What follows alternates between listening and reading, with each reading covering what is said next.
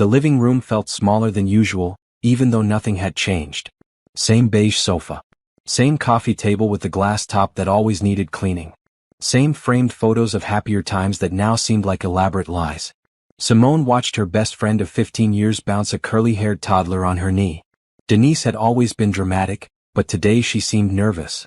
Her hands shook slightly as she adjusted little Cameron's shirt. "I need to tell you something," Denise said, her voice cracking. "I've been carrying this for 3 years and I can't do it anymore." Simone's husband Brandon shifted in his chair across the room. His face had gone pale, which was impressive considering his deep brown skin rarely showed that kind of reaction. He kept clearing his throat. "What is it?" Simone asked, keeping her voice steady. Her heart wasn't racing. Her hands weren't sweating. She'd learned to control those responses 6 months ago. Denise took a deep breath. Tears started rolling down her cheeks. "Cameron isn't my ex-boyfriend's son. He's Brandon's. We've been seeing each other for 4 years. I'm so sorry, Simone. I'm so sorry." The silence that followed should have been heavy. It should have crushed the air from the room. But Simone felt something unexpected bubble up inside her chest. Laughter. She pressed her lips together hard, biting the inside of her cheek until she tasted blood. Her shoulders shook, but she disguised it as a sob. She covered her face with her hands not to hide tears, but to hide the smile threatening to break across her face. "Simone," Brandon started, standing up. "I can explain. Just happened. We never meant to hurt you." She looked up at him through her fingers. The man she'd married 8 years ago looked terrified. "Good. You should be." "How long have you known?" she asked Denise, her voice barely a whisper. "Since I got pregnant. I took a paternity test when Cameron was born. I'm sorry. I thought about telling you so many times, but I was scared. We both were." "We?" Simone lowered her hands. "So you've both been lying to me for 3 years. Probably longer, since you said the affair has been 4 years. Brandon took a step toward her. "Baby, please. Let me explain. We can work through this. Marriage counseling, therapy, whatever you need." That almost broke her. The audacity of him calling her baby right now. The assumption that she would want to work through anything with him. Simone stood up slowly. She walked to the window and looked out at the quiet street. It was a Saturday afternoon. Normal people were doing normal things. Walking dogs. Washing cars. Living their lives without betrayal, sitting in their living rooms. "I need you both to leave," she said calmly. "What?" Denise clutched Cameron closer. "Simone, we need to talk about this. We need to figure out what happens next." Simone turned around. Her face was composed, almost serene. "What happens next is you leave my house. Both of you. Take the child. Go." "Simone, this is my house too," Brandon said, his voice taking on an edge. "You can't just kick me out." "Actually," she said, walking to the credenza and pulling out a manila folder, "I can. These are divorce papers. You're being served right now. And according to the restraining order inside, you have 2 hours to pack your essential items and leave the premises. A moving company will deliver the rest of your belongings to whatever address you provide within the week." Brandon's mouth fell open. "What? You can't. When did you? This is insane." "What's insane is thinking I wouldn't find out. What's insane is you using our joint account to pay for Denise's car repairs last month. What's insane is you telling me you were at work conferences when you were actually at her apartment. What's insane is believing I'm stupid enough not to notice." Denise stood up, shifting Cameron to her hip. "You knew? How long have you known?" Simone smiled then. Really smiled. It wasn't kind. "Long enough. Now get out of my house." "Our house," Brandon insisted. "I have rights. You can't just." "Check the deed, Brandon. I inherited this house from my grandmother. It's solely in my name. Always has been. You have no legal claim to it. My lawyer made sure of that. Just like he made sure to trace every dollar you've taken from our joint account. Every business dinner, that was actually you whining and dining your mistress. Every overtime shift, that was you playing house with her and your son." Brandon's face shifted from shock to anger. "You've been planning this? For how long? Does it matter?" Simone walked to the front door and opened it. "You have 2 hours. The clock started when I opened this door. I suggest you start packing." Denise hurried toward the door but stopped in front of Simone. "I really am sorry. I never wanted to hurt you. It just happened." Simone looked at the woman she'd called her best friend. The woman who'd been her maid of honor. The woman she'd supported through every breakup, every job loss, every crisis. "Nothing just happens, Denise. You made choices. Every single day for 4 years you chose to lie to me. You chose to sleep with my husband. You chose to have his baby and let me throw you a baby shower knowing the truth. Those were choices. Own them. Denise flinched and hurried out to her car. Brandon grabbed Simone's arm. We're not done talking about this. She looked down at his hand on her arm, then up at his face. Actually, we are. My lawyer will be in touch. Don't contact me directly. And let go of my arm before I call the police and tell them you're violating the restraining order before you've even left the property. He dropped his hand like she'd burned him. 2 hours, she repeated. Starting now. She watched him storm upstairs, already on his phone, probably calling his own lawyer. Good. You need one. Simone closed the door and leaned against it. Her hands were steady. Her breathing was calm. The laughter she'd suppressed earlier bubbled up again, but she kept it inside. 6 months of planning. 6 months of quietly consulting lawyers, hiring investigators, documenting everything. 6 months of pretending she didn't know while building her exit strategy brick by brick. And now, finally, it was all coming together. She walked to her kitchen and poured herself a glass of wine. Through the window, she could see Denise sitting in her car, crying. Brandon was probably upstairs panicking, trying to figure out how this had all gone so wrong. They thought she'd crumble. They thought she'd cry and beg and try to save her marriage. They had no idea what was coming. Simone raised her glass to her reflection in the window. Here's to new beginnings, she whispered. The best part? This was only the beginning of their nightmare. And the beginning of her freedom. 6 months earlier, Simone had been reviewing their credit card statement at the kitchen table. It was a Monday evening. Brandon had texted saying he'd be late at work again. The 3rd time that week. She'd almost ignored the charge. Almost. But something made her look twice. A charge from a baby boutique downtown. $300. They didn't have children. They'd been trying for years with no success. Brandon had said he was fine waiting, that they had time. So why was he buying baby items? Simone had felt her stomach drop. She'd opened her laptop right there and started scrolling through months of statements. The pattern emerged quickly once she knew to look for it. Restaurants they'd never been to together. Hotels in the city when he claimed to be working late. Regular charges at a grocery store near Denise's apartment, not near their house or his office. Flowers from a shop Simone had never received flowers from.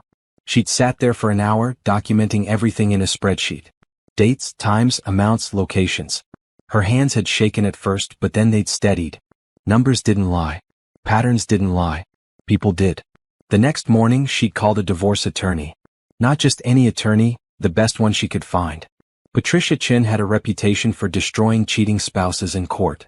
Her consultation fee alone was $500. Tell me everything, Patricia had said, sitting across from her in a downtown office with a view of the harbor. Simone had laid it all out. The suspicious charges. The late nights.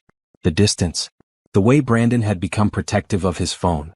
The way he'd stopped initiating intimacy with her. Patricia had listened without interrupting. When Simone finished, the lawyer had leaned back in her chair. Do you want to save your marriage or end it? I don't know yet, Simone had admitted. But I want to be prepared either way. Smart. Here's what we're going to do. Patricia had outlined a strategy. First, hire a private investigator to confirm the affair and identify the other woman. Second, start separating finances legally and quietly. Third, document everything. Fourth, protect Simone's assets, especially the house she'd inherited from her grandmother. Don't confront him yet, Patricia had warned. Anger makes people stupid. Let him think you're clueless. Meanwhile, we build an ironclad case. If you decide to divorce, he won't be able to touch your inheritance or your separate property. We'll trace every marital dollar he spent on this affair and make sure you're compensated. Simone had hired the private investigator that same day. His name was Robert Torres, a former police detective who now specialized in domestic cases. He'd been frank with her. Most of my clients already know the truth in their gut, he'd said. They hire me for proof. How much proof do you want? Everything, Simone had told him. I want to know who, when, where, how long, and how serious. 2 weeks later, Robert had called her to his office. The manila folder he'd slid across his desk had been thick. Her name is Denise Patterson, he'd said. Simone had felt the room tilt. What? Your husband is having an affair with Denise Patterson. They've been involved for approximately 3 years, possibly longer. She has a 2-year-old son. Based on the timeline and the fact that your husband has been present for pediatrician appointments, birthday parties, and regular overnight stays, there's a high probability he's the father. Denise. her best friend Denise. Simone had sat there staring at surveillance photos. Brandon and Denise at dinner. Brandon and Denise leaving her apartment building together. Brandon playing with little Cameron at the park. Brandon kissing Denise goodbye in a parking garage. "Are you okay?" Robert had asked. "No," she'd said honestly. "But I will be." She'd taken the evidence home and spent the entire night going through it. Every photo. Every timestamp. Every detail. Then she'd cried. Really cried for the first and last time. She'd let herself feel the betrayal, the anger, the grief. By morning she was done crying. She'd called Patricia. "It's my best friend," she told the lawyer. Patricia had been quiet for a moment. "That changes things legally in some states. Alienation of affection. We can explore that. But first, are you divorcing him?" Simone had looked around the house her grandmother had left her. The house she'd grown up visiting every summer. The house that held real love and real memories, not fake ones built on lies. "Yes, I'm divorcing him. But I need time to prepare." "How much time?" 6 months. "I want to protect everything. I want to separate our finances without him noticing. I want documentation of every dollar he spent on her. And I want to start my own business so I'm financially independent when this goes down." Patricia had actually laughed. "You're going to do well in this divorce. Most people come to me emotional and reactive. You're strategic. I like it." Over the next 6 months, Simone had executed her plan with precision. She'd started her HR consulting business, using her inheritance as seed money. She told Brandon she was trying something new, and he barely paid attention, too busy with his secret life. She'd quietly moved her inheritance funds into accounts only in her name. Legal, since that money had never been marital property. She'd closed their joint savings account, splitting it exactly 50-50 and depositing her half into her business account. She documented every penny. She kept copies of everything. Credit card statements showing his spending on Denise. Text message records. Email confirmations of hotel stays. Robert's surveillance reports. Medical records from fertility treatments she'd undergone alone while Brandon claimed to be too busy with work to attend appointments. Appointments that coincided with him being with Denise. She'd consulted with Patricia regularly, making sure every move was legal and strategic. They'd prepared divorce papers with a restraining order. They'd filed for the house to be confirmed as her separate property. They'd calculated exactly how much marital money Brandon had spent on his affair. $43,000 over 3 years. And through it all, Simone had played the role of the oblivious wife. She'd made dinner. She'd asked about his day.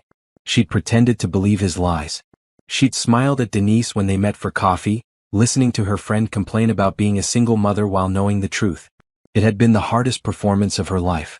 But it had been necessary. Because when the truth came out, she wanted to be standing on solid ground. She wanted her business established. She wanted her finances protected. She wanted all the evidence organized and ready. She wanted to watch Brandon's face when he realized she'd known all along and had outsmarted him completely. 3 weeks ago, her business had landed its first major client, a Fortune 500 company that needed help restructuring their HR policies. The contract was worth $200,000. "You're ready," Patricia had told her. "Your business is profitable. Your assets are protected. Your evidence is overwhelming. Whenever you want to pull the trigger, we're ready." "Not yet," Simone had said. "I want him to confess first. I want them both to face me and admit what they've done. I want to see their faces when they think they're breaking my heart, and then I want to see their faces when they realize I already knew." Patricia had smiled. "You're either the most patient woman I've ever met or the most ruthless. Can't I be both?" Now, standing in her kitchen 6 months later with divorce papers served and Brandon packing upstairs, Simone knew the wait had been worth it. Every sleepless night. Every fake smile. Every moment of pretending not to know. All worth it. She pulled out her phone and texted Patricia, "It's done. He's been served." The response came immediately, "Good. Don't communicate with him directly from this point forward. Everything goes through me. How are you feeling?" Simone typed her response, "Free." The weeks following the announcement had been exactly as Simone predicted. Brandon had hired a lawyer, not a great one but an expensive one. He tried to claim he deserved half of her business, half of her house and spousal support. His lawyer had sent threatening letters. Simone had forwarded them all to Patricia without responding. "Let them waste their energy," Patricia had advised. "We have all the facts on our side." Simone had thrown herself into work. Her HR consulting firm, Restore Solutions, was growing faster than she'd anticipated. The Fortune 500 contract had led to referrals. She'd hired 2 employees and moved into a small office downtown. Every morning she woke up at 5. She went to the gym where she'd started taking kickboxing classes. Not because she wanted to physically fight anyone but because hitting things felt good. Then she'd shower, dress in one of the new power suits she'd bought, and go to work building something that was entirely hers. Her phone buzzed constantly with texts from Brandon. She never responded. Patricia had been clear. No direct communication. Everything had to go through lawyers. But she read them. Oh, she read them. We need to talk about this like adults. You're being unreasonable. Everyone makes mistakes. I still love you. We can fix this. You're going to regret throwing away 8 years. Denise means nothing to me. It was just physical. That last one had made her laugh out loud in her office. Her assistant, Monica, had poked her head in. Good news? Monica asked. The best kind, Simone had replied. The kind where someone shows you exactly who they are. Monica had worked for Simone for 3 weeks and had already proven invaluable. She was organized, discreet, and had a talent for managing difficult clients. She also, Simone suspected, knew something was going on in her personal life but was professional enough not to ask. The Anderson Group called, Monica said. They want to move forward with the full audit. That's another 6-month contract. Simone had smiled. The Anderson Group was a healthcare company with 15,000 employees. If she pulled off their HR restructuring successfully, it would establish her firm as a major player in the industry. Set up a meeting for next week. I want to bring our whole team. You got it? Also, your lawyer called. She said to call her back when you have a moment. Simone had dialed Patricia immediately. His lawyer is making noise about your business, Patricia had said without preamble. They're claiming that since you started it while still married, it's marital property. Except I funded it entirely with my inheritance. Exactly. We have documentation of every dollar. I sent them proof that the business accounts were never commingled with marital funds. They're grasping at straws. What about the house? They backed off that completely once we showed them the deed and your grandmother's will. It was never marital property. Brandon lived there, but he never had an ownership stake. Simone had felt a wave of relief. Her grandmother's house was more than just property.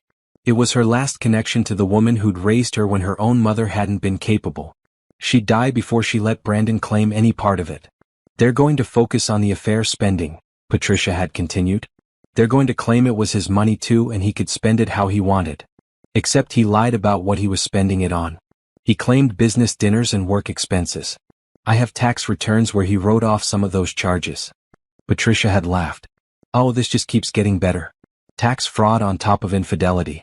I love it. Send me those tax returns. Already did. Check your email.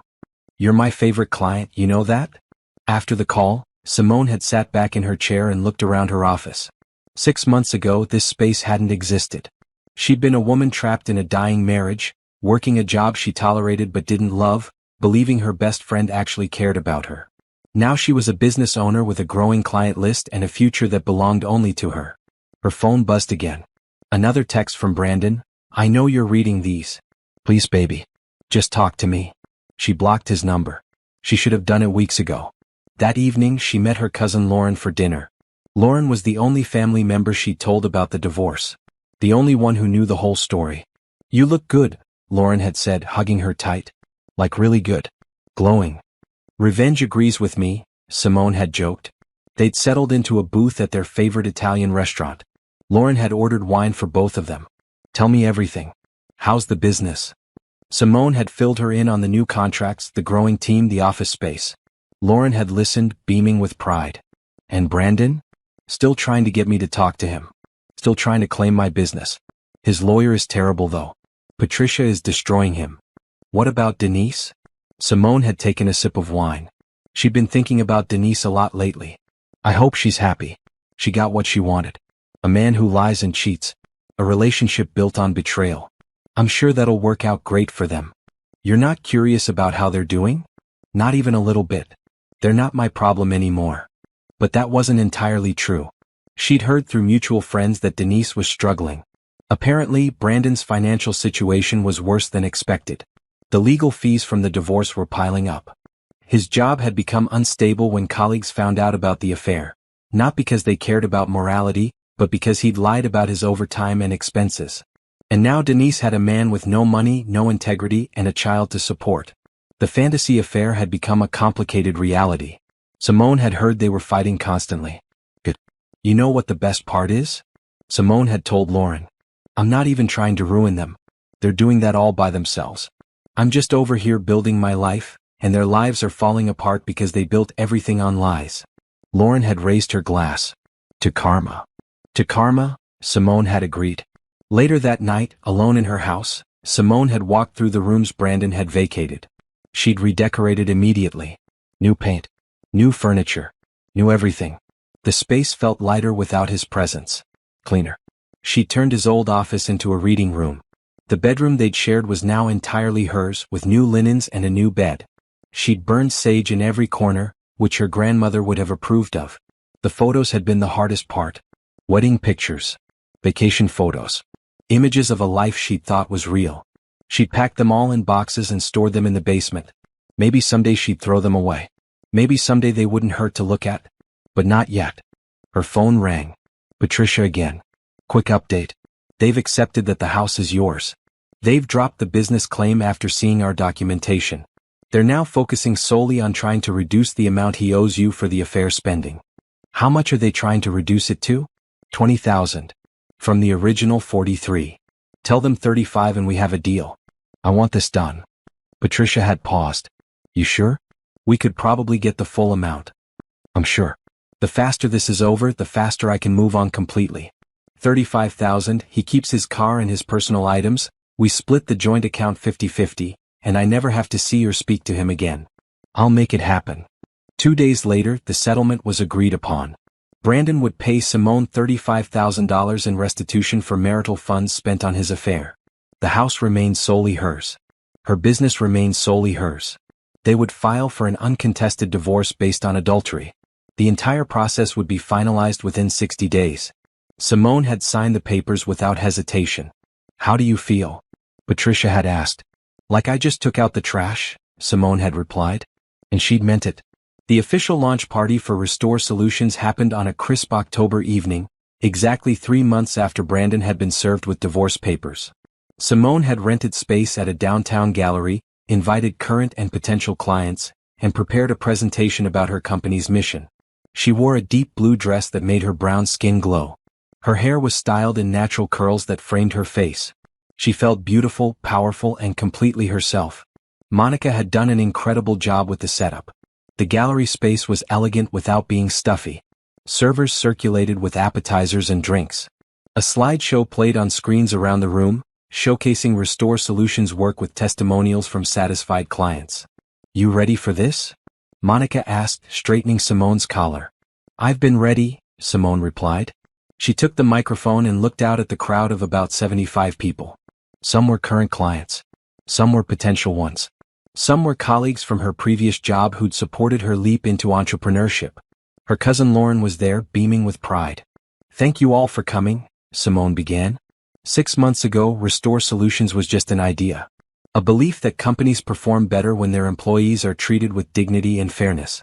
A commitment to helping organizations build cultures of respect and accountability. She clicked to the next slide, which showed their client list and results.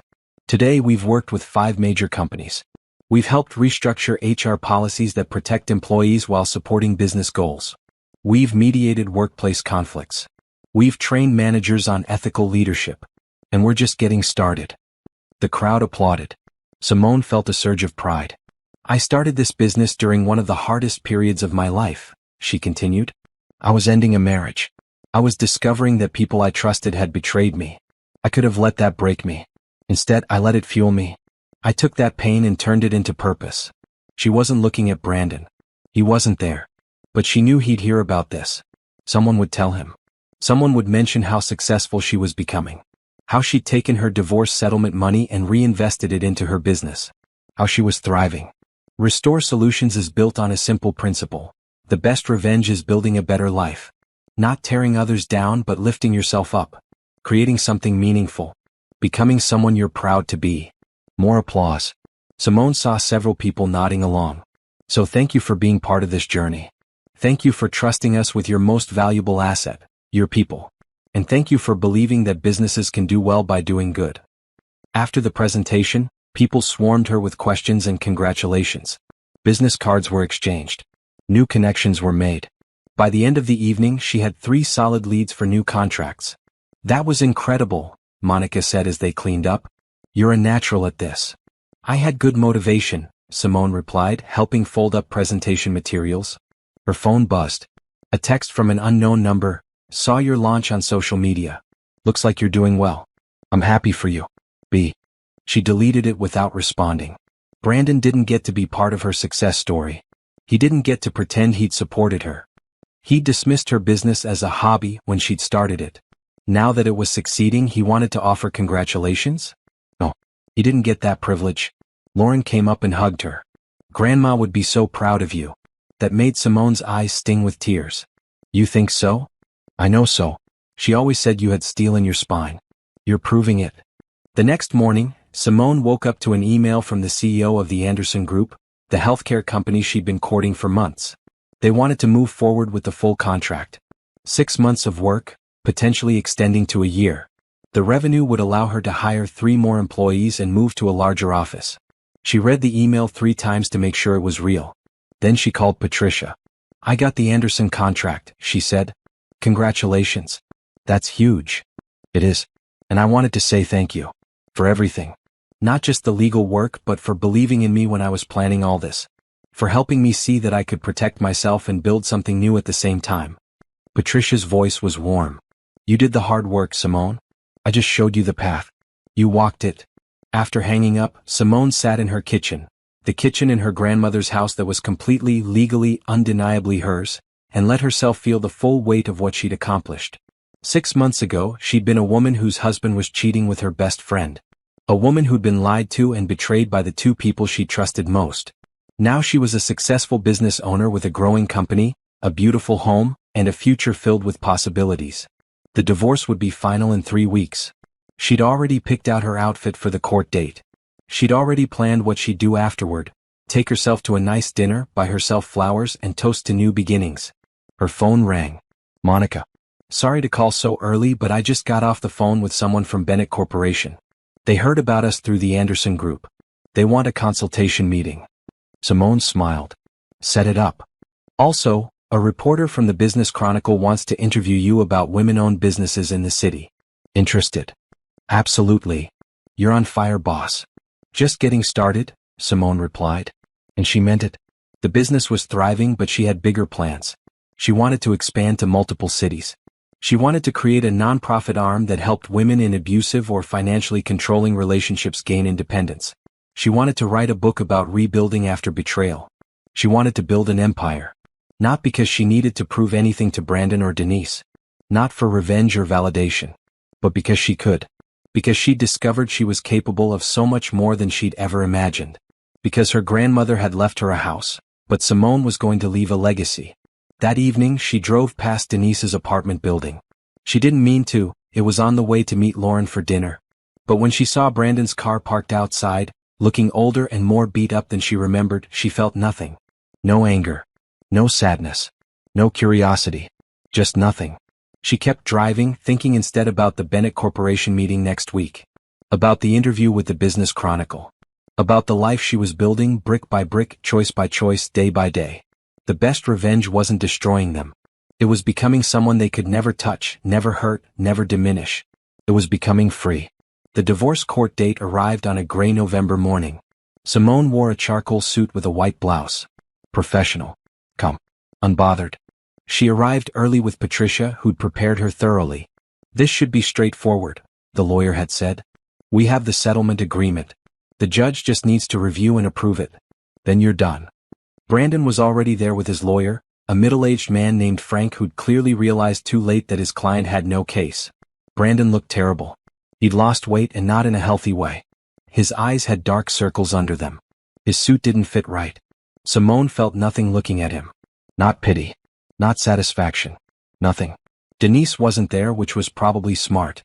She had no legal standing in these proceedings, and her presence would have only made Brandon look worse. The judge, a stern-looking woman in her 60s, reviewed the settlement agreement. "Mr. Thompson, You're agreeing to pay Ms. Walker $35,000 in restitution for marital funds inappropriately spent during an extramarital affair. Is that correct?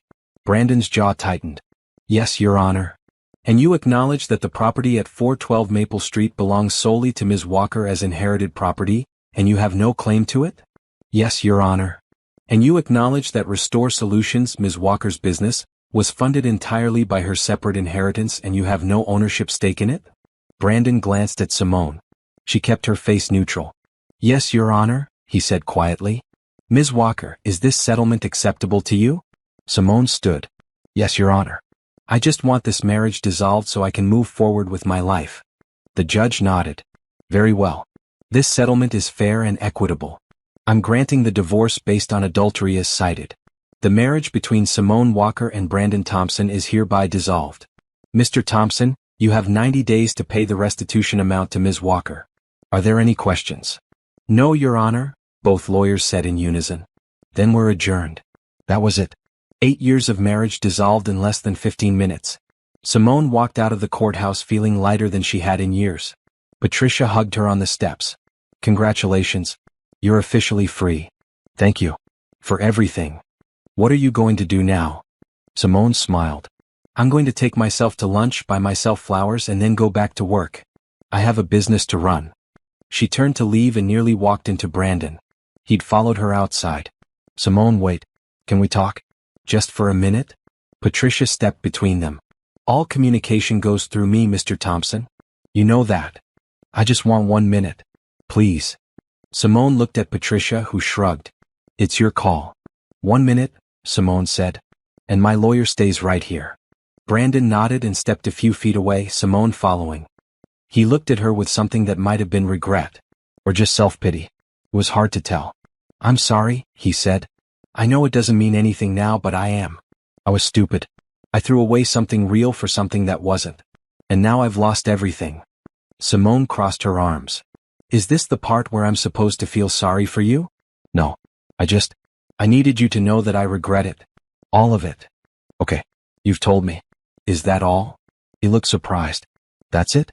That's all you have to say? What do you want me to say, Brandon? That I forgive you?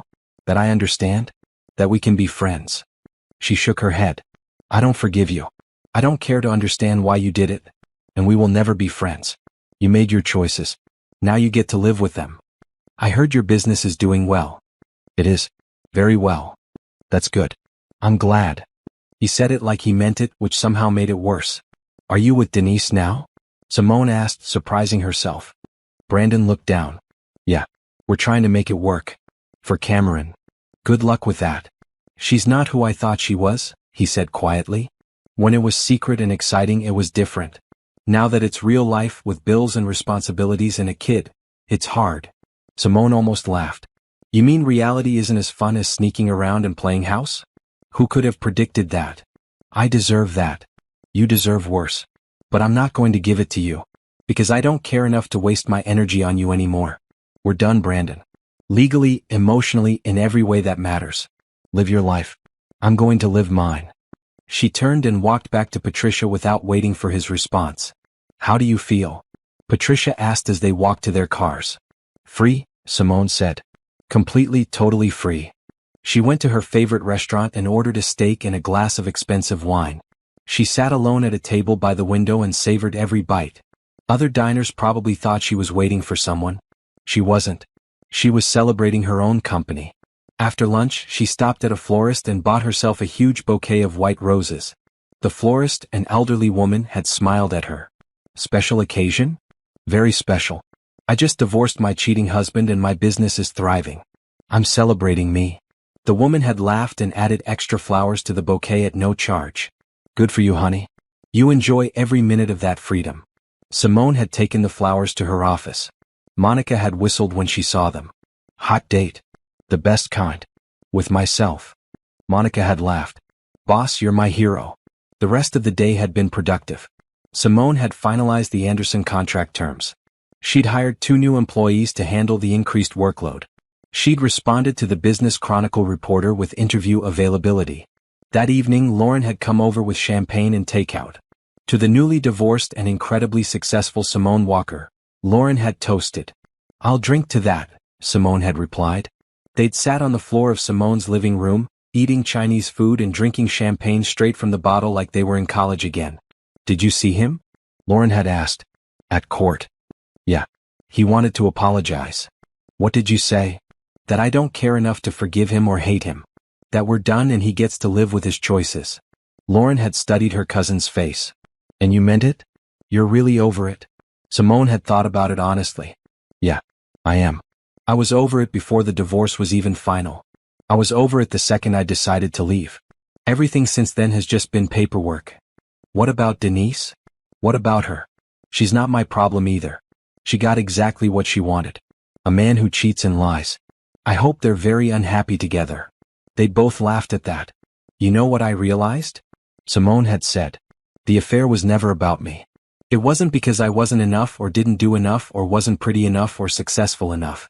It was about Brandon's character. About his choices. About who he is fundamentally. That's very mature. I have a great therapist, Simone had admitted. She's helped me see that his betrayal says everything about him and nothing about me. I'm proud of you, Lauren had said softly. Thanks.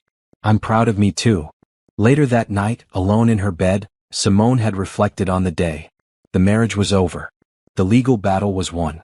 The business was thriving. She had her health, her house, her freedom, and her future. Brandon had his affair partner and their child. He had his regrets and his financial problems. He had the life he'd chosen. And she had the life she was building. There was no comparison. Simone fell asleep that night with a smile on her face, already thinking about tomorrow. About the Bennett Corporation meeting. About expanding her team. About the nonprofit she wanted to start. About everything that was possible now that she'd cut the dead weight loose. The trap had sprung perfectly. Brandon had confessed, thinking he was breaking her heart. Instead, he'd walked right into the prepared divorce that would cost him everything while she kept everything that mattered. And the best part? She hadn't had to do anything vindictive or cruel. She'd just documented the truth, protected what was hers, and let his own actions destroy him. Justice, it turned out, didn't always need revenge. Sometimes it just needed patience and good preparation. The aftermath of the divorce proved that while the marriage was over, the consequences were just beginning. Brandon had 90 days to pay the $35,000 settlement. He made the first payment late, which triggered penalty clauses Patricia had wisely included in the agreement. He's claiming financial hardship, Patricia informed Simone during a phone call. His lawyer is asking for a payment plan extension. Simone was in her office, reviewing a proposal for a new client. What does the agreement say? That late payments incur interest and penalties. He's already added $1,500 to what he owes you. Then the agreement stands. He should have thought about financial hardship before spending $43,000 on his affair. I'll let them know. But the payment issues were just the beginning. Word had spread about Brandon's affair, and his employer was not pleased. He worked for a financial firm that prided itself on integrity and ethics. Having an employee who'd lied about expenses and used company overtime falsely looked bad. Simone heard through mutual colleagues that Brandon had been encouraged to resign, which was corporate speak for, "We're firing you but letting you save face." She felt no sympathy. Meanwhile, Restore Solutions continued to grow. The Business Chronicle interview had run, featuring Simone on the cover of their Women in Business section. The headline read, "Rising from the Ashes, How Simone Walker Built an Empire After Betrayal." The article had been tactful, mentioning her recent divorce without dwelling on details. It focused instead on her business acumen, her vision for ethical HR practices, and her plans to expand nationally. The response was overwhelming. Her website crashed from traffic. Her email inbox filled with messages from women who'd gone through similar betrayals and found inspiration in her story. 3 major companies reached out about potential contracts. "You need a publicist," Monica told her. "This kind of attention is valuable, but you need someone managing it properly." Simone hired a PR firm the following week. They helped her craft a message that acknowledged her personal struggles while keeping the focus on professional success. They booked her on a local morning show to talk about workplace ethics and entrepreneurship. The morning of the TV appearance, Simone woke up nervous. She'd never been on television before. But she put on her best suit, did her makeup carefully, and drove to the studio. The hosts were warm and welcoming. They asked about her business, her approach to HR consulting, and briefly touched on her personal journey. "You've been open about going through a difficult divorce while building your business. the female host said. What advice would you give to women going through similar situations? Simone looked directly at the camera. Document everything. Protect your assets. Build your own financial independence. And understand that the best revenge isn't destroying them, it's building a life so good they become irrelevant to you. The segment went viral. The clip was shared thousands of times on social media. Women commented with their own stories of betrayal and rebuilding. Several news outlets picked it up. Brandon's new employer, he'd found a much lower-paying job at a small firm, reportedly asked him about it. The humiliation of having his ex-wife become successful while his own career tanked must have been brutal. Denise had apparently watched the segment too. Simone's cousin Lauren reported that Denise had posted on social media, "Some people build their careers by tearing others down. Real women lift each other up." Simone had laughed when she heard. The projection is incredible. She literally slept with her best friend's husband and now she's talking about women lifting each other up. Should you respond? Lauren had asked. No. Responding gives her attention she doesn't deserve. Let her post whatever she wants. My success speaks for itself. But the social media post did reveal something interesting. Denise was bothered. The affair that had seemed exciting and romantic was now a public embarrassment. People knew her as the woman who slept with her best friend's husband. Not a great reputation to have. Simone focused on work. The Bennett Corporation contract was signed. The Anderson Group project was going so well they'd extended the timeline and increased the budget. She'd hired 5 employees now, including a senior consultant who brought Fortune 100 experience. She moved Restore Solutions to a full floor of office space in a downtown building. The new office had a conference room, individual offices for senior staff, and an open workspace for the team. There was even a small kitchen and a relaxation area. On moving day, Monica had hugged her. Remember when it was just you and me in that tiny office 6 months ago? I remember. Look at us now. The growth was dizzying but manageable. Simone had learned to delegate, to trust her team, to focus on strategy rather than trying to do everything herself. She took business courses at night. She joined professional organizations. She networked relentlessly. And through it all, Brandon continued to struggle. His second payment on the settlement was late again. More penalties.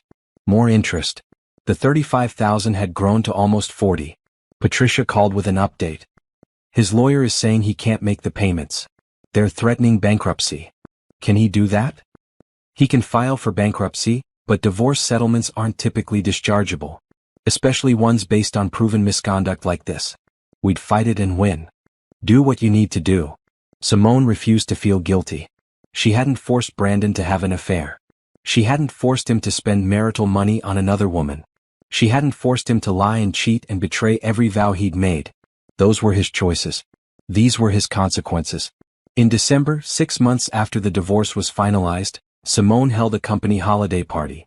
She'd rented a rooftop venue with views of the city lights. Her team of 15 employees celebrated with her, along with clients and partners. I want to thank you all, Simone said, raising her glass. This year has been incredible. We've grown from an idea to a thriving business. We've helped companies treat their people better. We've made a real difference. And we're just getting started. Next year we're expanding to 3 new cities. We're launching our nonprofit arm. We're doubling our team. Thank you for being part of this journey. The applause was genuine. These people believed in what they were building. They weren't just employees, they were a team united by a mission. After the party, Simone stood alone on the rooftop for a moment, looking out at the city. Somewhere down there, Brandon was probably struggling to make rent. Denise was probably dealing with a cranky toddler and a resentful partner. Their relationship, built on lies and betrayal, was almost certainly crumbling under the weight of reality. And up here, Simone was on top of the world. Not because she'd destroyed them, but because she'd built something they couldn't touch, couldn't diminish, couldn't take away. That was victory. Her phone buzzed. A text from an unknown number. I saw your TV interview. You look happy. I'm glad. I know you probably hate me, but I want you to know I never meant to hurt you. I hope someday you can forgive me. Denise. After all this time trying to reach out. Simone didn't respond. Didn't block the number. Just deleted the message and put her phone away. Forgiveness wasn't something Denise deserved or had earned. And more importantly, it wasn't something Simone needed to give in order to move forward. She'd already moved forward. Miles and miles forward. So far forward that Denise and Brandon were just tiny specks in her rearview mirror. Barely visible. Barely relevant. barely remembered. The new year brought new opportunities. Simone had been invited to speak at a women's entrepreneurship conference in Chicago. The event drew over 2,000 attendees and she was one of the keynote speakers. Standing backstage waiting to go on, she felt a flutter of nerves. But it was the good kind. The excited kind. The kind that came from being on the edge of something bigger. "You're on in 5, a stagehand told her. Simone took a deep breath and walked onto the stage to thunderous applause. The spotlight was bright, but she could see faces in the audience. Women of all ages, all backgrounds, all there to learn and grow and build. "Good morning," she began. "My name is Simone Walker and 2 years ago, my life fell apart in the best possible way." She told her story. Not all of it, but enough. The betrayal. The decision to prepare instead of react. The 6 months of strategic planning. The launch of her business. The divorce. The success that followed. "I'm not here to tell you that betrayal is easy," she said. "It's not. It's devastating. It makes you question everything you thought you knew about yourself and the people you loved. But I am here to tell you that it doesn't have to define you. You can let it destroy you or you can let it fuel you." She clicked to a slide showing Restore Solutions' growth trajectory. This is what happens when you take pain and turn it into purpose. When you channel anger into ambition. When you decide that the best response to being underestimated is to become undeniable. The audience was silent, hanging on every word. Your betrayers want you to fall apart. They want you to be smaller, weaker, less than you were before. Don't give them that satisfaction. Instead, become bigger. Become stronger. Become so successful, so happy, so fulfilled that they become completely irrelevant to your story. The applause was deafening. After the speech, women lined up to talk to her. They shared their own stories of divorce, betrayal, career setbacks. They asked for advice. They thanked her for giving them hope. One woman, probably in her 50s, gripped Simone's hand tightly. "My husband left me for his assistant 6 months ago. I've been so depressed I can barely get out of bed. But listening to you, maybe I can do this. Maybe I can rebuild." Simone looked her in the eye. "You absolutely can. And you will. Start small. Document everything. Protect yourself legally. Then start thinking about what you want your life to look like. Not what it used to be, but what it could become." The woman left with tears in her eyes but a determined set to her shoulders. The conference was just the beginning. More speaking invitations followed. A literary agent reached out about a book deal. A national morning show wanted to feature her story. Simone was becoming known not just as a successful businesswoman, but as an advocate for women rebuilding after betrayal. It hadn't been her initial plan, but it felt right. It felt meaningful. Back home, Restore Solutions continued to grow. They'd opened offices in Atlanta and Dallas. The team was now 40 people strong. Revenue had quadrupled from the first year. Simone had moved out of her grandmother's house into a stunning penthouse downtown. She'd kept the house, though, renting it to a young family. Her grandmother would have liked that, the house being filled with love and laughter again. The penthouse was modern and sleek, with floor-to-ceiling windows overlooking the city. It was hers, bought with money she'd earned through her own work. Every piece of furniture, every decoration, every detail reflected her taste and no one else's. She'd created a home office with built-in bookshelves and a view that inspired her every morning. This was where she worked on the book proposal, wrote speeches, planned the next phase of business expansion. One evening, Monica called with news. "You're not going to believe this. The Today Show wants you for a full segment. National television. They want to talk about your business and your foundation." The foundation. That was the newest development. Simone had officially launched Restore Foundation, a nonprofit dedicated to helping women gain financial independence after leaving abusive or controlling relationships. They offered free financial counseling, legal consultation, and job training. The foundation was funded by a portion of Restore Solutions' profits and private donations. In just 6 months, they'd helped over 200 women. "Tell them yes," Simone said. "When do they want me?" "Next month. They're doing a series on women overcoming adversity." The Today Show segment was incredible. The hosts were warm and engaged. They asked thoughtful questions about both the business and the foundation. They showed footage of women the foundation had helped, their faces blurred for privacy but their gratitude evident. "What would you say to women who are in situations like you were in?" one host asked.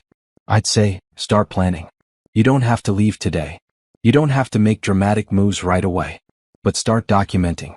Start saving. Start building your exit strategy. And know that there's an entire community ready to support you when you're ready to take that step." The segment ended with information about the Restore Foundation and how to access their services. Within hours, the foundation's website was flooded with requests for help. Simone's email was overwhelmed with messages from women thanking her, asking for advice, sharing their own stories. She hired 2 people just to manage the foundation's increased demand. Meanwhile, Brandon's life had continued its downward spiral.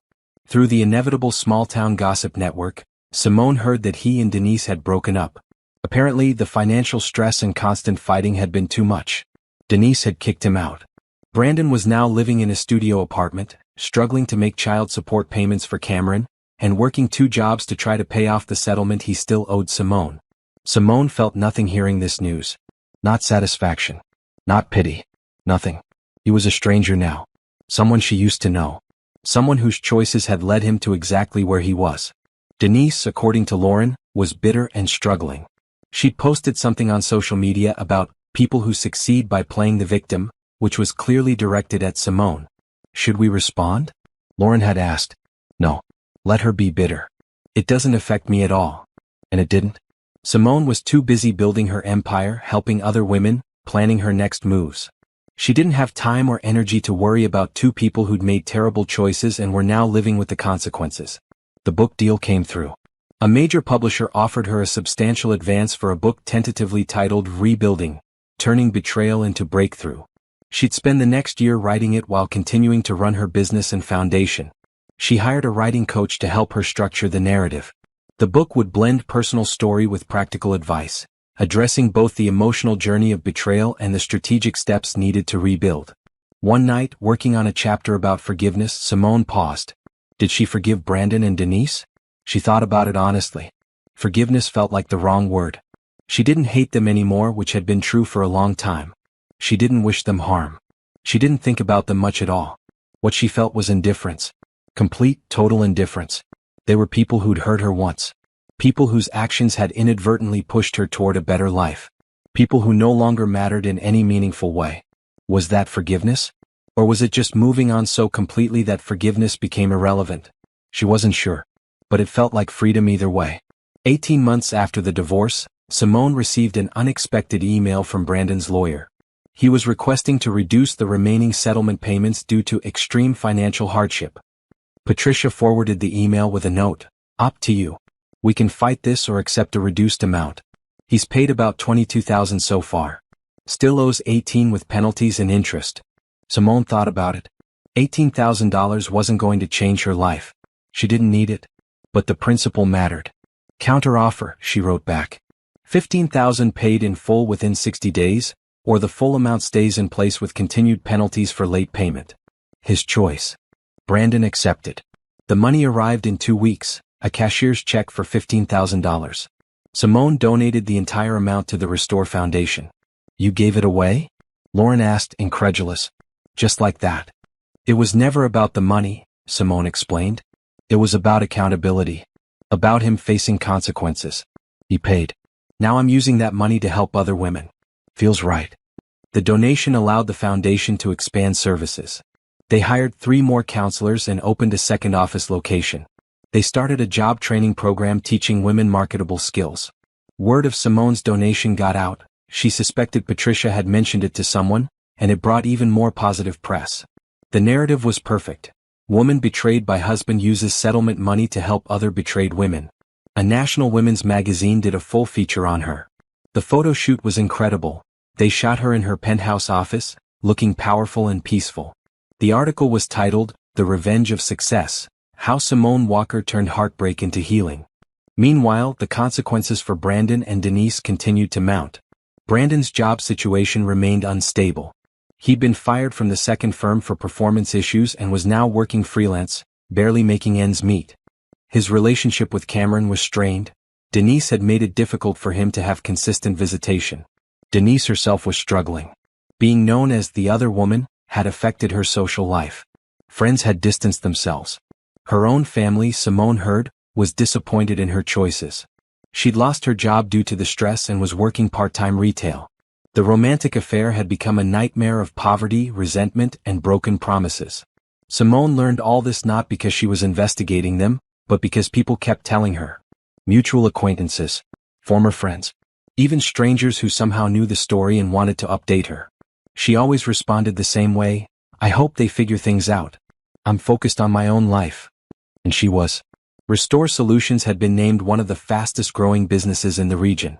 They'd opened a fourth office in Denver. The team was now 60 people. Revenue had hit 8 figures.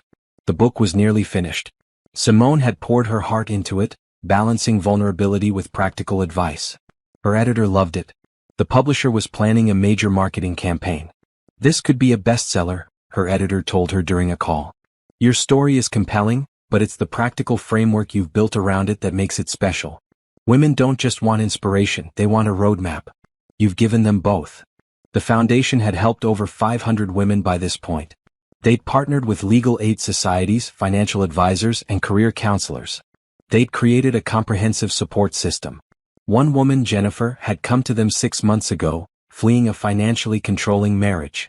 She'd arrived with nothing but her clothes and her 2 children. The foundation had helped her file for divorce, get an emergency restraining order, find temporary housing, and enroll in their job training program. She just accepted a position as a medical billing specialist making $40,000 a year. "You saved my life," Jennifer had told Simone at a foundation event. "I didn't think I could do this. I thought I was trapped. But you showed me there was a way out." Stories like Jennifer's made everything worthwhile. In the fall, 2 years after the divorce, Simone was invited to speak at a national business conference. The topic was resilience in entrepreneurship. She was on a panel with 3 other successful business owners. During the Q&A, someone asked, "What's the biggest myth about success after failure?" Simone had answered, "That revenge has to be destructive. The biggest myth is that hurting the people who hurt you is somehow satisfying. It's not. Real revenge is building something so good, so successful, so meaningful that they become irrelevant. That's power." The moderator had followed up, "Do you ever hear from your ex-husband?" "No. And I prefer it that way. He's living his life. I'm living mine. They're completely separate as they should be." The audience had applauded. After the panel, a woman approached Simone. She was probably in her 40s, well-dressed, with tired eyes. "I'm going through something similar," she said quietly. "My husband's been cheating with his business partner. Everyone keeps telling me to forgive him, to try counseling, to save my marriage. But I don't want to. I want out. Is that wrong?" Simone looked at her with compassion. "It's not wrong to refuse to accept betrayal. It's not wrong to choose yourself. Start documenting everything. Get a good lawyer. Build your exit strategy. And don't let anyone shame you for having standards." The woman's eyes filled with tears. "Thank you. I needed to hear that." These moments happen frequently now. Women seeking validation for their anger, permission to leave, hope that life could be good again. Simone gave them all the same message: you deserve better. You can build better. And you will survive this. That night, alone in her hotel room, Simone reflected on how far she'd come. From a woman crying in her kitchen over credit card statements to a business leader, author, and advocate helping hundreds of women. Brandon and Denise had thought they were so clever. So sneaky. They'd thought Simone would never find out, and if she did, she'd fall apart. Instead, their betrayal had been the catalyst for the best transformation of her life. The consequences they were facing, financial hardship, social ostracism, personal unhappiness, those were all self-inflicted. Simone hadn't destroyed them. They destroyed themselves by building their relationship on lies, betrayal, and selfishness. Simone had simply moved on and built something beautiful. That was the real revenge, thriving while they struggled. Not because she'd sabotaged them, but because they'd sabotaged themselves. Justice, sometimes, was just letting karma do its work while you focused on becoming your best self. 3 years after the divorce, Simone's life looked completely different. Her book, Rebuilding, Turning Betrayal into Breakthrough, had been on the bestseller list for 6 weeks. She'd been on a book tour across 15 cities, speaking to packed audiences of women hungry for her message. The Restore Foundation had expanded nationally with offices in 10 cities. They'd helped over 2,000 women gain independence from controlling or abusive situations. They'd partnered with corporations to create job placement programs specifically for their clients. Restore Solutions had gone international, opening offices in London and Toronto. The team was over 100 people. Simone had promoted Monica to Chief Operating Officer. They'd brought in experienced executives to manage different divisions. And Simone herself had stepped into the role she was meant for: visionary and advocate. She spent less time on day-to-day operations and more time on strategy, speaking, writing, and foundation work. She'd also started dating again. Nothing serious yet, but she'd gone on a few dates with a professor of economics named Jordan. He was intelligent, kind, and had no connection to her past life. They'd met at a business conference where they were both speakers. "I Googled you," Jordan had admitted on their third date. "I know about your ex-husband. About the affair. I'm sorry you went through that." "Thank you," Simone had said. "But honestly, it feels like it happened to a different person. I'm not that woman anymore." "Who are you now?" She'd smiled. "Someone who knows exactly what she wants and won't settle for less." Jordan had raised his glass. "I like that." The relationship was easy and comfortable. Jordan respected her time and independence. He supported her work without trying to manage or control it. He made her laugh. It wasn't the passionate, all-consuming romance of her early relationship with Brandon. It was better. It was based on mutual respect, honest communication, and genuine compatibility. Lauren had approved immediately. "He's good for you. Normal. Stable.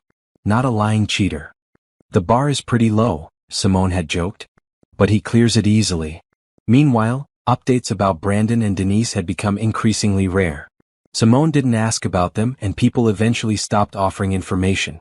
What she did hear, through the inevitable grapevine, was that they'd tried to reconcile briefly but it hadn't worked. Denise was now a single mother, working full-time and struggling. Brandon had moved to another state, reportedly trying to start over. Cameron, the innocent child caught in all this, was now 6 years old. Simone hoped he was okay. None of this was his fault. But beyond that passing thought, she didn't dwell on any of them. They were truly part of her past now. Simone's present was full and meaningful. The foundation was planning a gala fundraiser. The business was bidding on contracts with 3 Fortune 100 companies. She was being considered for a prestigious business award. And personally, she was happy. Genuinely, deeply happy in a way she hadn't been even in the early days of her marriage. Because this happiness wasn't dependent on anyone else. It wasn't built on someone else's validation or presence. It was hers, earned through hard work, resilience, and choosing herself every single day. One evening, she sat in her penthouse with Jordan, looking out at the city lights. They'd just had dinner, he'd cooked, which impressed her, and were drinking wine and talking. "Can I ask you something?" Jordan said. "Of course. Do you ever regret not trying to work it out with your ex? With counseling or whatever?" Simone thought about it honestly. "No. Not even a little bit. He didn't just cheat, he lied for years. He spent marital money on another woman. He betrayed me with my best friend. Those aren't mistakes. Those are character reveals. And once I saw who he really was, there was nothing to work out." "Fair enough. I just wondered if you ever thought about what might have been." "I think about what is instead. And what is pretty amazing." Jordan smiled and kissed her gently. "Yes, it is." Later that week, Simone gave a speech at a university about entrepreneurship and resilience. During the Q&A, a young woman raised her hand. "My boyfriend cheated on me last year. I'm still so angry." "How did you let go of the anger?" Simone had answered, "I didn't let go of it exactly. I channeled it. Every time I felt angry, I worked out harder. I worked on my business plan longer. I pushed myself further. Eventually, the anger burned itself out because I'd transformed it into fuel. And when the fuel was gone, I realized I didn't need it anymore. I was running on joy and purpose instead." The student had nodded, taking notes. Another hand went up. "Do you ever worry that your ex will try to come back? Like, now that you're successful, will he try to get back together?" Simone had laughed. "Let him try." The answer would be no. "But honestly, I don't think he will. He knows that bridges burned. And even if he doesn't, I do. There's no amount of apology or change that would make me want him back. I've tasted freedom and success and building something myself. I'll never go back to a relationship built on lies." The audience had applauded. After the speech, the young woman who'd asked about anger approached Simone. "I'm thinking about starting a business," she said. "But I'm scared." "Of what?" "Failing. Being alone. Not being enough."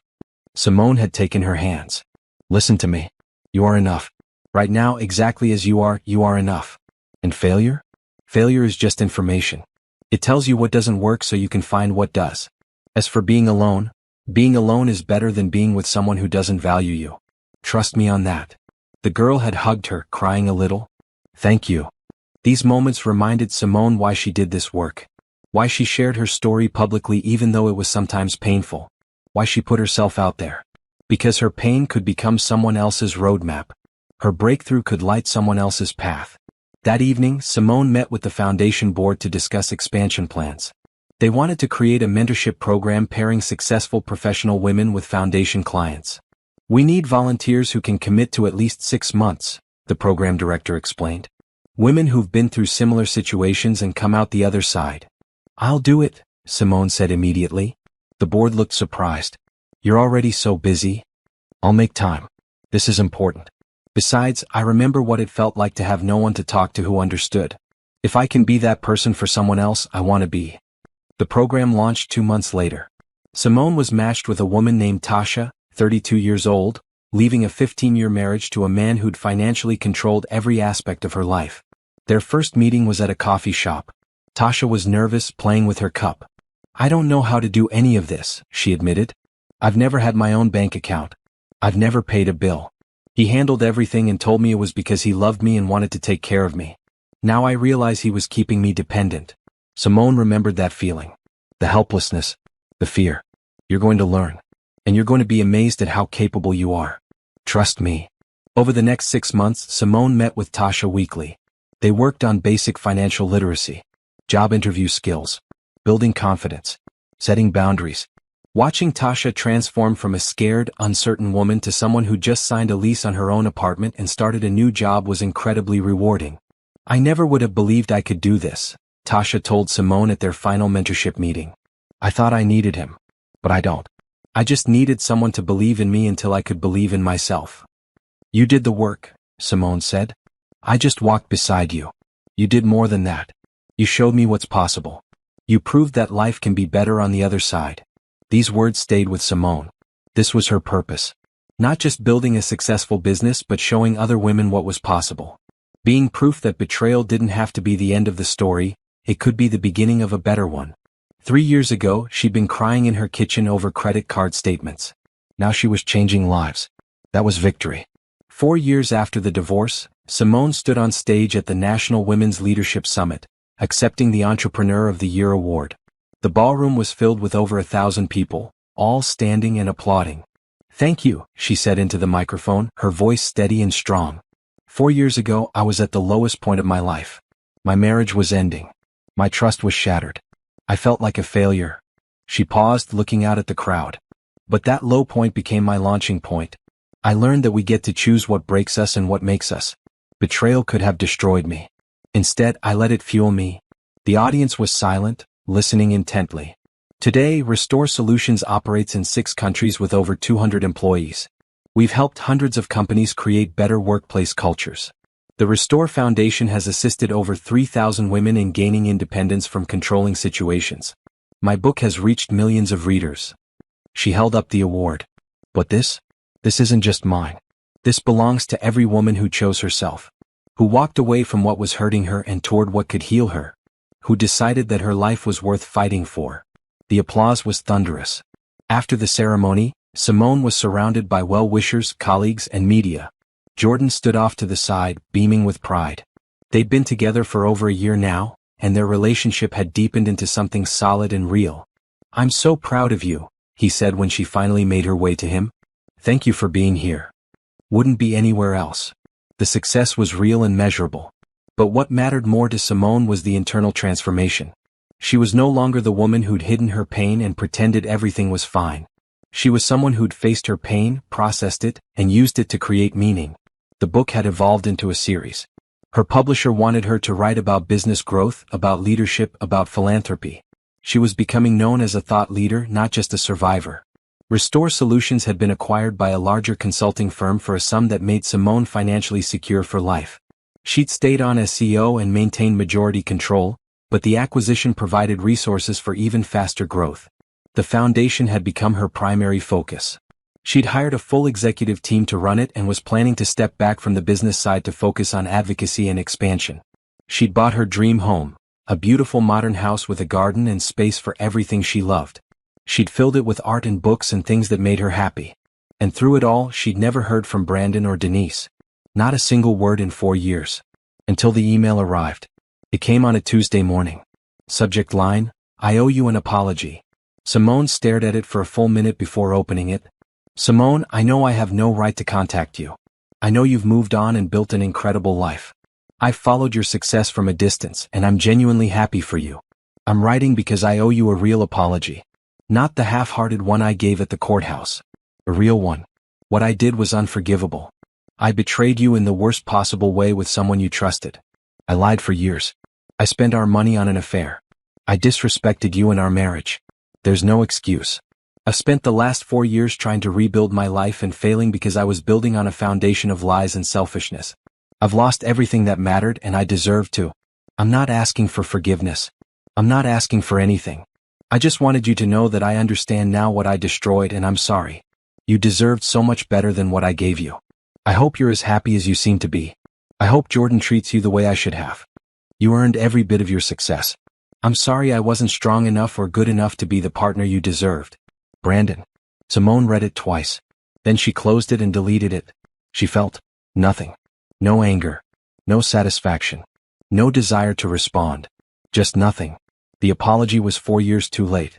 And more importantly, it was irrelevant. She didn't need his apology to move forward.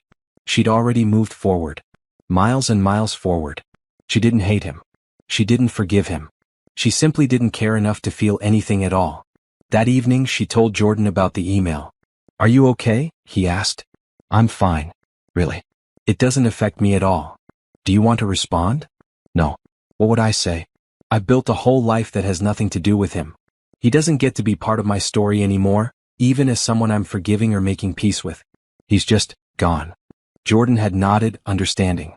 2 weeks later, Simone gave the keynote speech at the Restore Foundation's annual gala. The event raised over $2 million for the foundation's programs. 4 years ago, she told the crowd, I thought my life was ending. Today, I know it was just beginning. We've helped thousands of women discover their strength. We've shown them that they don't need to stay in situations that diminish them, that they deserve respect, dignity, and freedom. She gestured to the crowd where many of the foundation's clients sat, dressed in their finest, celebrating how far they'd come. Look at these incredible women. They left abuse. They left control. They left betrayal. And they built new lives. They got educations. They started careers. They became independent. They became free. That's what this foundation is about, freedom. The freedom to choose yourself. The standing ovation lasted 5 minutes. Later, Tasha, Simone's former mentee, approached her. I'm starting college next month, she said, her face glowing. Business administration. I want to do what you do, help other women. Simone hugged her tightly. You're going to be amazing. I wouldn't be here without you. Yes, you would. You just might have taken a different path. But your strength? That was always yours. As the evening wound down, Simone stood alone for a moment, watching the celebration. The women dancing, laughing, celebrating their freedom and futures. The donors and supporters who made this work possible. The staff who worked tirelessly to help each client. This was her legacy. Not revenge. Not bitterness. Not destruction. But creation. Building something that helped others.